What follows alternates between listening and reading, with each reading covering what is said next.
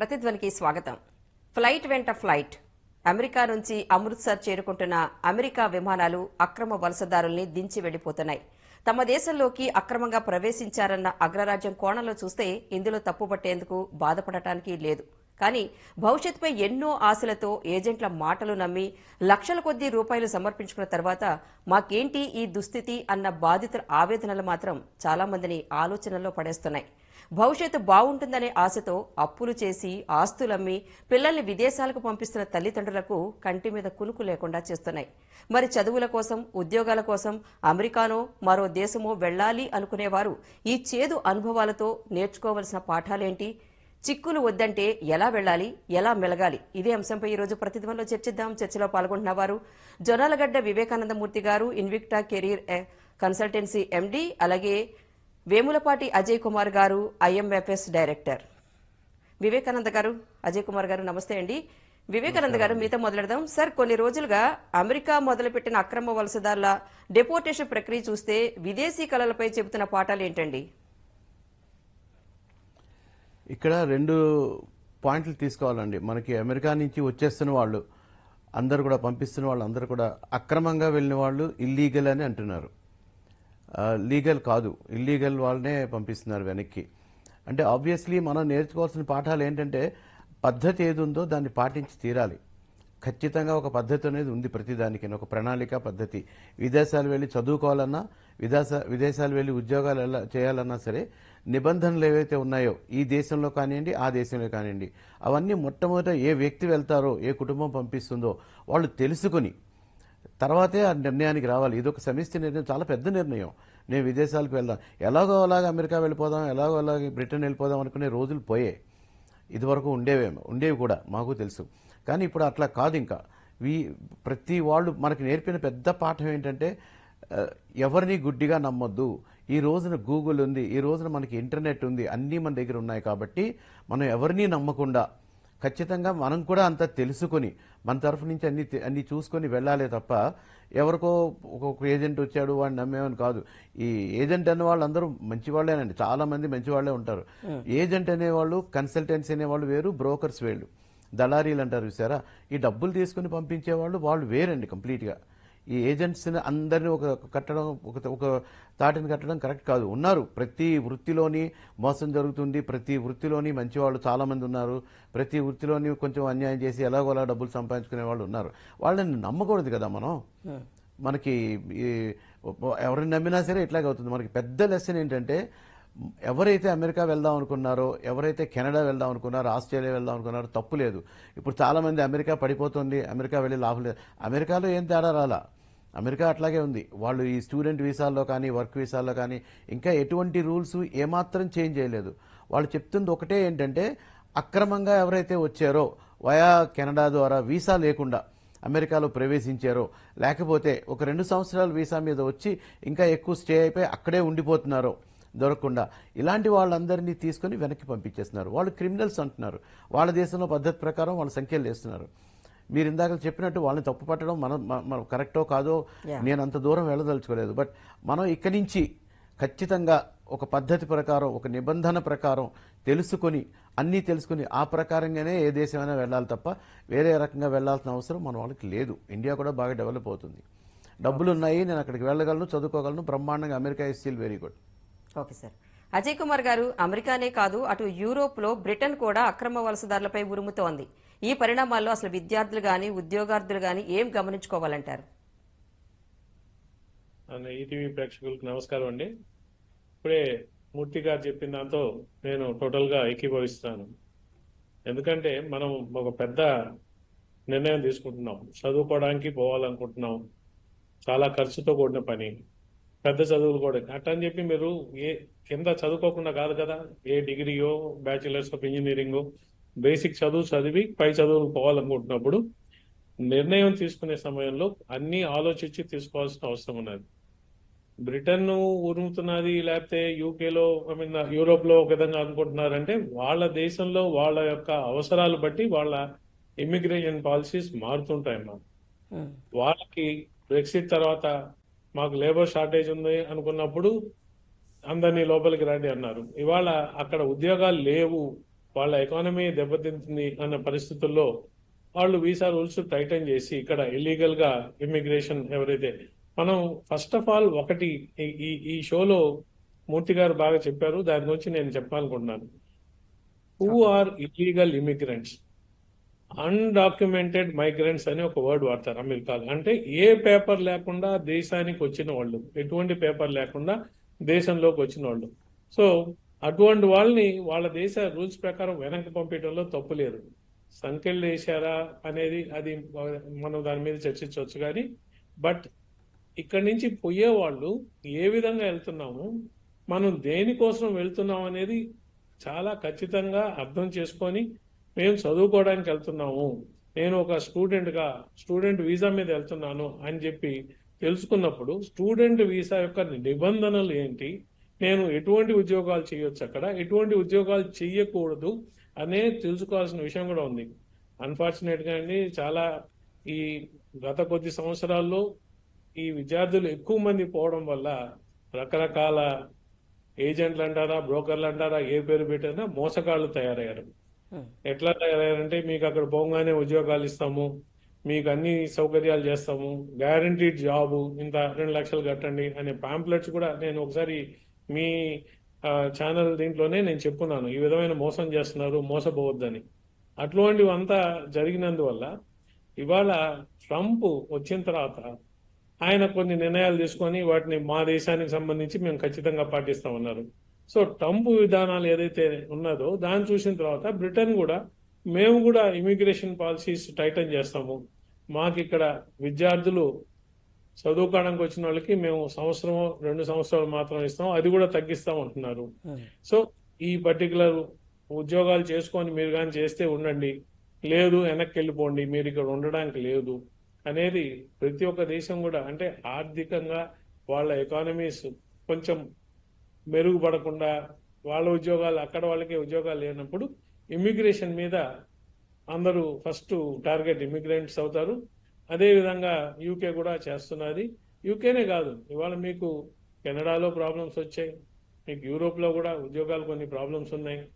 US Trump వచ్చాడు కాబట్టి అందరూ యుఎస్ తట్టు చూస్తున్నారు ఆయన ఏం చేస్తున్నాడని. అండ్ ట్రంప్ పాలసీ కూడా ఏంటంటే షాక్ అండ్ రాగానే వచ్చి హైలీ విజిబుల్ యాక్షన్స్, అంటే అర్జెంటుగా ఎక్కడ వాళ్ళందరినీ పంపించేసేయడం, సంఖ్యలు వేసి పంపించేయడం, ఎవరెవరు ఇలీగల్ గా ఉన్నారో క్యాంపస్ల మీద రైడ్స్ చేయడం, భయపెట్టే విధంగా చేయాలని చెప్పి ఒక పాలసీగా పెట్టుకున్నారు. అయితే మనం ఇవాళ వేచి చూడాల్సిన అవసరం ఉన్నది. యాక్చువల్గా వీటి వల్ల నిజంగా ఎవరైతే విద్యార్థులు ప్రాపర్ వీసాతో వెళ్ళారో, ఇక్కడ యూకేకి కానీ లేదు యుఎస్కి కానీ లేదు ఇంకే దేశానికి కానీ, వాళ్ళు అన్ని సక్రమంగా చేసుకొని పోతే వాళ్ళకి ఏమైనా ఎఫెక్ట్ అవుతుందా అనేవి కొన్ని వేచి చూడాల్సినాయి. అది ఉన్నాయి కూడా కొన్ని ట్రంప్ వల్ల కొన్ని ఇవాళ వాళ్ళు న్యాచురల్ గా అంటే పుట్టంగానే సిటిజన్షిప్ వచ్చేదాన్ని మేము కాదని చెప్పి క్యాన్సిలేషన్ అనేది ఒకటి మనకు ఇండియాలో స్టూడెంట్స్ కొంతమంది కొంచెం ఆలోచించే విధానం ఉంది. ఇటువంటివి కొన్ని ట్రంప్ వల్ల కానీ లేదు యూకేలో ఉన్న గవర్నమెంట్ చేసే విధానాల వల్ల ఏ విధంగా ఎఫెక్ట్ అవుతున్నది కొంచెం ఇమిగ్రేషన్. వివేకానంద గారు, ఇప్పుడు అమెరికా డిపోర్టేషన్ బాధితుల్లో చాలా మంది చెప్తున్న మాట ఏంటంటే ఏజెంట్ల చేతుల్లో మోసపోయామనే చెప్తున్నారు. వినడానికి నిష్ఠూరంగా ఉన్నా కూడా ఇది గల్ఫ్ బాధలను గుర్తు చేస్తుంది అనుకోవచ్చా? ఖచ్చితంగా అండి. గల్ఫ్లో ఎలా జరిగినాయో అలా అమెరికాలో అయితే జరగట్లేదు. గల్ఫ్ వేరు, ఇది వేరు. గల్ఫ్కి వెళ్ళిన వాళ్ళందరూ కూడా ఉద్యోగాల కోసం వెళ్ళారు, చదువుకోవడానికి ఎవరు వెళ్ళలేదు. ఈ అమెరికాలో వెళ్ళిన వాళ్ళు చాలా మంది చదువుకోవడానికి వెళ్ళారు. మనకి వెళ్ళిన చాలా మంది స్టూడెంట్స్, తల్లిదండ్రులు, బాధలు వాటి గురించే మాట్లాడుతున్నాం తప్ప గల్ఫ్లో ఎక్కడ స్టూడెంట్స్ ఎవరు వెళ్ళలేదు. అది ఒక వెల్డర్ జాబ్ అని, ఒక మెకానిక్ జాబ్ అని తీసుకెళ్ళి అక్కడ వేరే రకం. సో రెండిట్లకి కంపారిజన్ లేదు. కానీ మనకి అది గుర్తేస్తున్నాయి, ఎందుకంటే సంఖ్యలు వేసి వెనక్కి పంపించడం అనేది జరుగుతుంది కాబట్టి. ఇక్కడ ఒక్క విషయం అమ్మా, మనకి హైదరాబాద్లోని తీసుకోండి, విజయవాడలో తీసుకోండి, విశాఖపట్నంలో తీసుకోండి, ఎక్కడన్నా హెల్మెట్ పెట్టుకోవాలి అనే రూల్ ఉంది. పెట్టుకోకుండా చాలా మంది వెళ్తుంటారు, వాళ్ళని పోలీసులు పట్టుకొని వదిలేశారు. కానీ ఒక రోజు ఒక సెంటర్లో పోలీసులు ఉంటే అంతమందిని పట్టుకుంటారు. పట్టుకున్నప్పుడు వీళ్ళు అన్యాయంగా పట్టుకున్నారని అనగలమా? రూల్ పాటించట్లేదు వాళ్ళు. ఇప్పుడు ఇక్కడ కూడా అదే అవుతుంది. ఇన్నాళ్ళు పార్ట్ టైం ఉద్యోగం అనేది మనకి సిపిటి అని ఉంటుంది, కరిక్యులర్ ప్రాక్టికల్ ట్రైనింగ్ అని ఉంటుంది. అది ఉంటేనే చేయాలి, లేదంటే ఆన్ క్యాంపస్ జాబ్ చేయాలి. అది చేయకుండా మెక్డానల్డ్స్లోనో లేకపోతే ఎక్కడో పని చేస్తున్నారు, ఎవరు పట్టించుకోలేదు, జరిగింది. ఇప్పుడు ఆ పని చేసిన వాళ్ళని పట్టించుకుంటున్నారు. అంతకన్నా తేడా ఏం రాలేదు.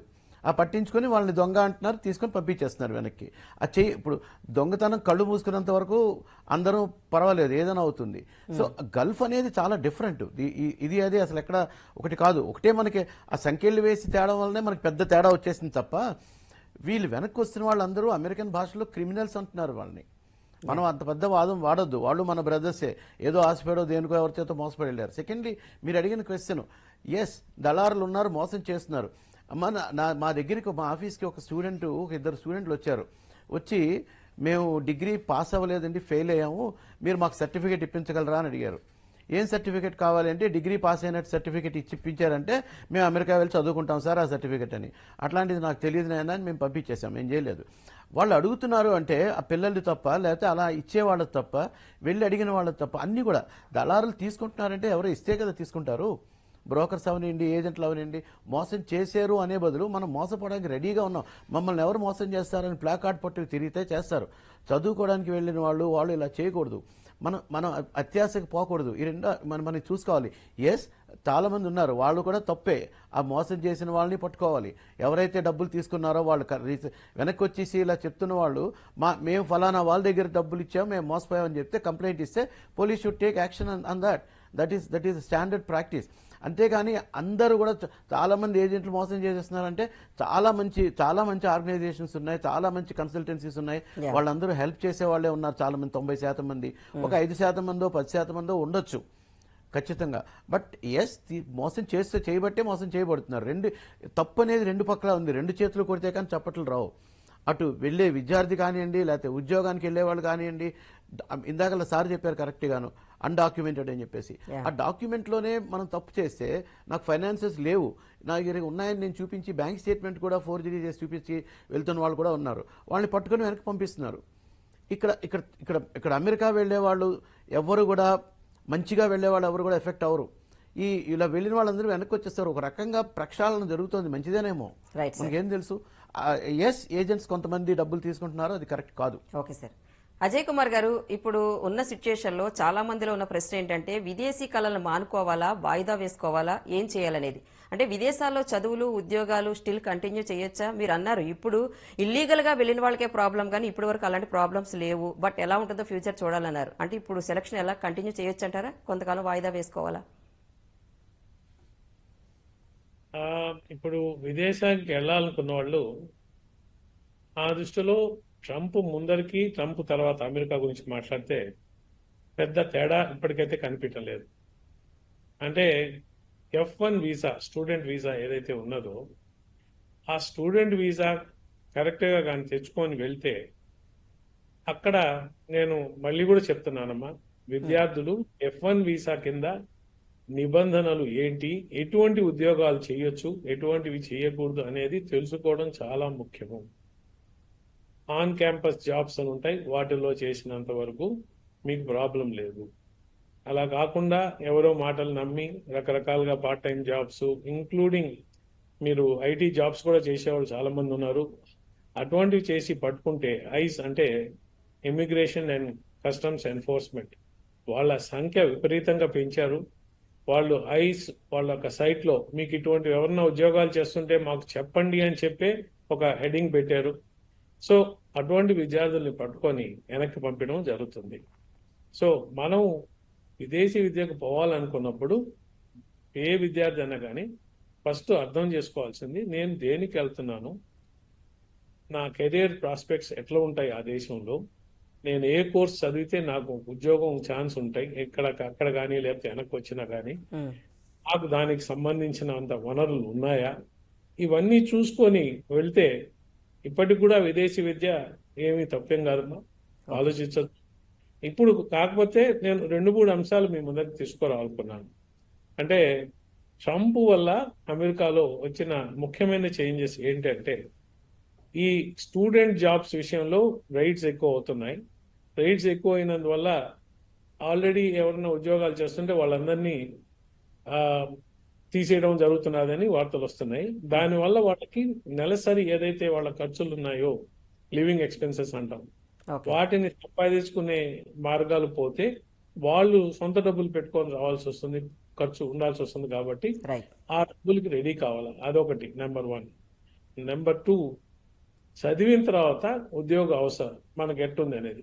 So okay sir.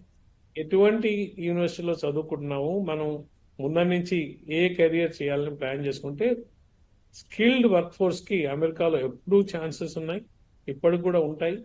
In fact Donald Trump గారు, ప్రెసిడెంట్ గారు ఏదన్నా ఒక మంచి చెప్పారు అంటే ఈ మొత్తం ఇమిగ్రేషన్ దీంట్లో స్కిల్డ్ వర్క్ ఫోర్స్ ని మేము వెల్కమ్ చేస్తాము. Right sir. గ్రీన్ కార్డ్ గురించి మేము నిబంధనల్ని మార్చే ఛాన్సెస్ ఉన్నాయి, మేము ఆలోచిస్తున్నాము అని చెప్పారు. Okay sir. నిజంగా కూడా అటువంటిది ఏదన్నా కానీ మోర్ రేషనలైజ్డ్ గ్రీన్ కార్డ్ కి సంబంధించి తెస్తే ఖచ్చితంగా కూడా మన భారతదేశం నుంచి మళ్ళీ విద్యార్థులు చాలా పెద్ద సంఖ్యలో అమెరికా తట్లు చూసే కంటిన్యూ ఒక చేయొచ్చు అంటారు. Right sir. వివేకానంద గారు, విదేశీ విద్య లేదా ఉద్యోగాల కళల్ని నిజం చేసుకోవడంలో మంచి ఏజెంట్ ఎవరు, మంచి కన్సల్టెన్సీ అంటే ఏంటి? ఇందాక మీరు చెప్పారు అందరు ఏజెంట్లు మంచి వాళ్ళు ఉండరు, అందరూ చెడ్డవాళ్ళు ఉండరని. ఈ విషయంలో అసలు ఎలా నిర్ణయించుకోవాలంటారు? ఒక్క విషయం అండి, ఇక్కడ మనం చాలా మందికి పేర్లు ఉన్న ఏజెంట్స్ ఉన్నారు, చాలా మందికి ఉన్న వాళ్ళు తెలిసిన వాళ్ళే ఉండుంటారు. కానీ మనం ఎవరి దగ్గరికి వెళ్ళినా సరే వాళ్ళు మనని మనీ అడిగినప్పుడు, పర్టికులర్లీ క్యాష్ మాకు పే చేయండి అన్నప్పుడు వాళ్ళని మనం వదిలేయాలి, ముట్టుకోకూడదు అసలు. ఇండియాలో మనం ఎప్పుడైనా క్యాష్ పే చేసినా ఏం పే చేసినా ఎవరికి ఇచ్చినా సరే మనం ఈ కన్సల్టెన్సీ ఏజెంట్స్ వీళ్ళందరూ కూడా సర్వీస్ ట్యాక్స్ పరిధిలో ఉంటారు. కొందరు వాళ్ళందరి దగ్గర సర్వీస్ ట్యాక్స్తో ఉన్న రిసీట్ ఇచ్చిన వాళ్ళ దగ్గరికే డబ్బులు ఇవ్వాలి తప్ప జిఎస్టీ రిసీటో లేకపోతే అఫీషియల్ రిసీట్స్ ఏవైతే ఉంటాయో అవి ఇచ్చిన వాళ్ళ దగ్గర డబ్బులు కట్టిన ప్రతి వాళ్ళ దగ్గర రిసీట్ తీసుకుని తీరాలి.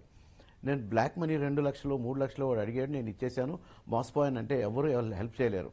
సో ఏజెంట్ దగ్గరికి వెళ్ళినప్పుడు తెలిసిపోతుంది మీకు.